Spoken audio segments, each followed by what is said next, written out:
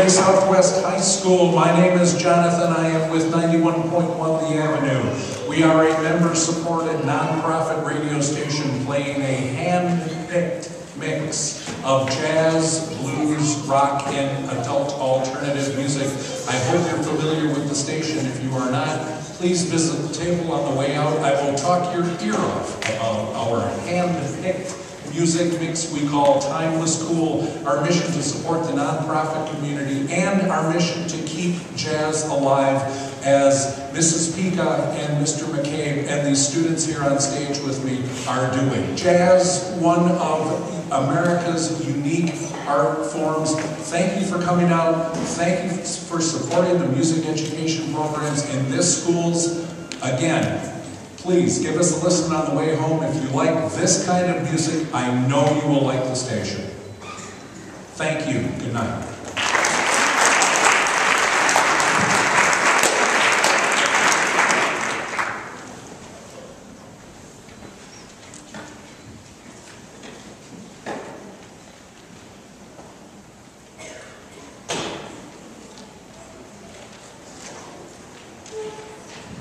Good evening and welcome to the concert.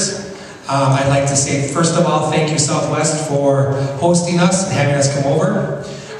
You're going to have a fantastic experience this evening with two great ensembles and a great guest artist that we'll introduce in a little bit. We're going to open our part of the concert with a standard written by Benny and Buster Moten, and it's called Moten Swing.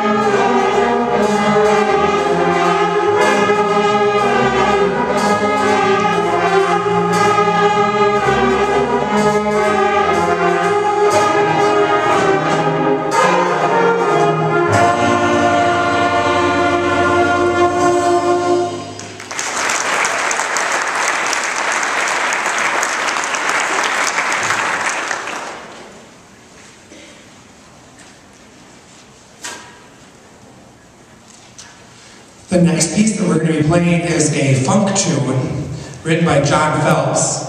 This piece is the piece we'll be playing at Solo Ensemble later this spring, and we'll be sending more information for our Lombardi parents home about that. And this piece is called Back and Forth, and it's a funk tune.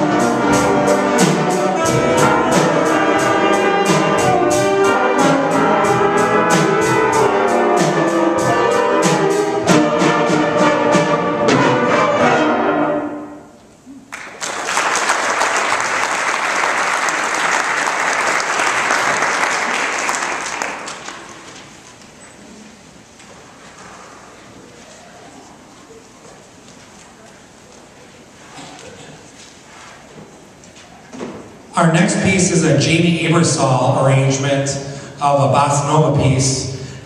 This one features a few of our students on different instruments, and it goes in between bossa nova and swing time. This piece we really enjoy, and we call it Lame Duck.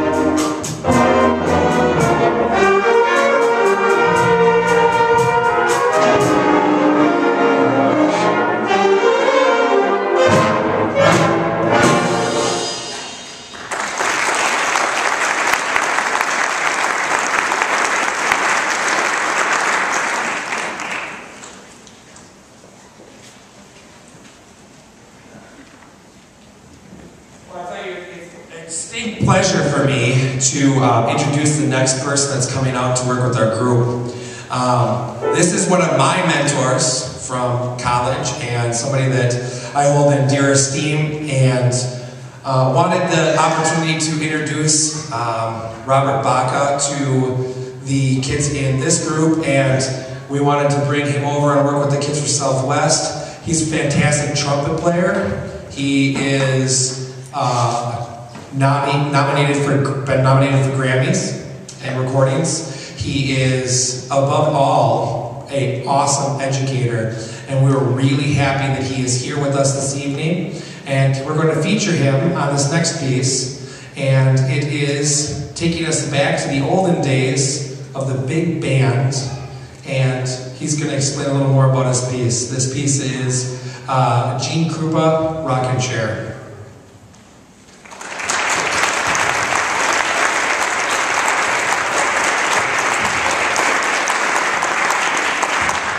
Thanks very much, ladies and gentlemen. You enjoying the concert so far?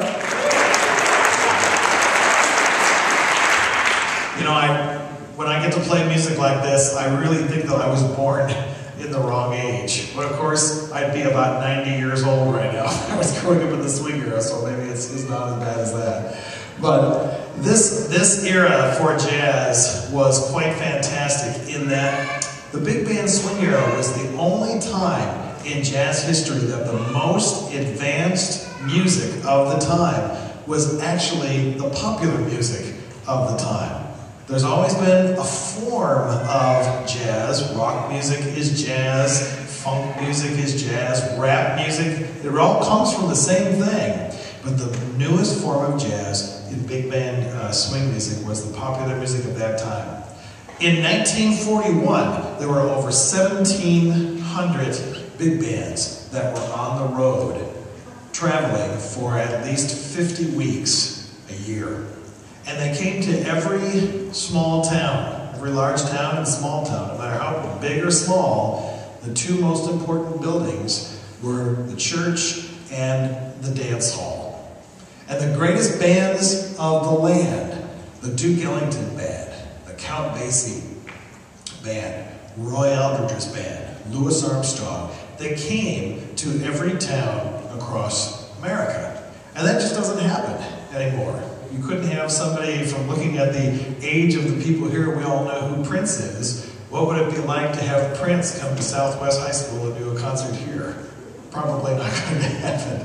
So it was a time when they were traveling 50 weeks a year. And during the early part of the big band swing era, the band leaders were very anxious about being able to keep the quality of their bands at a very high level because there was great competition with all these bands. And so it was one particular band leader who shall remain, his name shall remain nameless here, that used to actually ask people coming to his concerts that if anybody thinks that if they can play better than someone in the audience, that they should bring their horn and they should take on and challenge one of the musicians in the band. And the first time that they did it, he actually replaced one of his trombone players, and it became so public that his audiences actually greatly increased. But with those people who brought their horns to be able to take on those musicians. The other bands began to adopt this same type of idea, and some bands actually would bring extra musicians and they would plant them in the audience just to do this as kind of a publicity stunt to be able to bring more people. So they really had a great time with their music back then too. We're going to play a great classic. This is going to sound a little bit like Louis Armstrong. How many people here still remember who Louis Armstrong is? All right, we are still in history. Okay, this is not going to be Louis Armstrong. It's going to be by a contemporary of his named Roy Eldridge. By the fact that he could play faster and higher and louder than Louis, but they are actually very good friends. This is one of his theme songs called Rockin' Chair.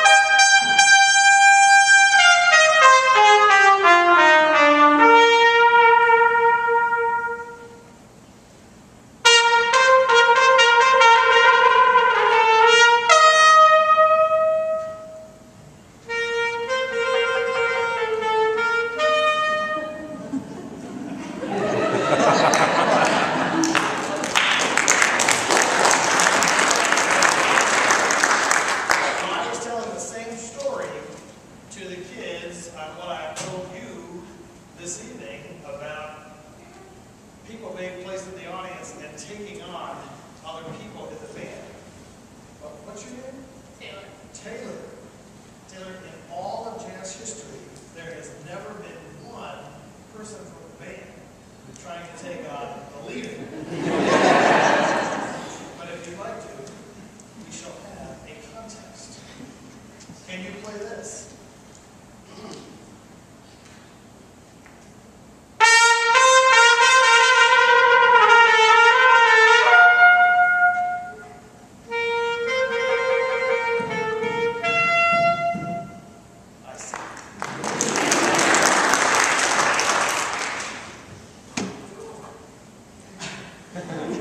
Well, there's more than jazz music here. How do you fare with the classical genre?